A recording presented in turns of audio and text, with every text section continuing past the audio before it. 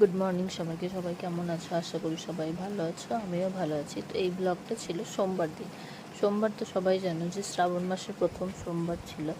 তো আমি আর আমার বড় আমরা ঠিক করেছিলাম যে জল ঢালতে যাব। আমাদের এখানে বোলপুরে একটা নতুন মন্দির হয়েছে, তোমার ওই কেদারনাথের থিমটাকে ধরে, মানে কেদারনাথের মতনই অনেকটা কেদারনাথের মতনই সেম টাইপের দেখতে মন্দির হয়েছে। তো আমরা ঠিক করেছিলাম তাহলে ওটা নতুন হয়েছে, ওটাই দেখে আসি, ওখানেই জল ঢেলে আসবো। তো সেখানে গেছিলাম। তো তোমরা দেখো, আশা করি দেখতে পাবে। মানে মন্দিরটা ভীষণই সুন্দর, বাইরে থেকে দেখতে গিয়েও একদম মনটা শান্তি হয়ে গেল। ভিতরটাও খুব সুন্দর।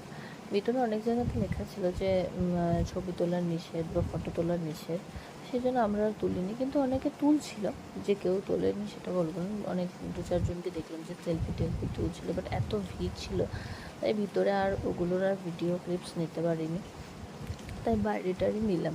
তো তোমরা মন্দিরটা দেখলে কি সুন্দর লাগছে দেখতে। এটা একটা আশ্রমের ভিতরে হয়েছে। বোলপুরে যারা রয়েছো, যারা আমার ব্লগটা দেখছো, তারা আশা করি জানো। এটা ঠিক এই লোকেশনটা মকরমপুরে। এটা একটা আশ্রমের ভিতরে। এখানে একটা মানে রথ আছে বড়। তো দেখো, আমি দেখালামও, একদিকে রাধাকৃষ্ণ জগন্নাথ দেব রয়েছেন, আরও একদিকে বজরংবলী ছিল। তো বেশ ভালোই লাগলো জায়গাটা। আবারও পরে কখনো একবার যাওয়ার ইচ্ছা থাকলো, এবার যখন যাবো একটু ফাঁকা টাইমেই যাব। আজকে তো প্রচণ্ড ভিড় ছিল। তো আজকে তো আমি ভাবলাম তোমাদের সাথে এই ব্লগটাই শেয়ার করি। তো আজকে আমি একটু শাড়ি পরেছিলাম, লাল সাদা শাড়ি, জল ঢালতে যাবো বলে। তো তোমরা বলো আমার ব্লগগুলো তোমাদের কেমন লাগছে, আর এরকম ছোট ছোট ব্লগ দেখতে চাইলে প্লিজ কমেন্ট করে জানিও।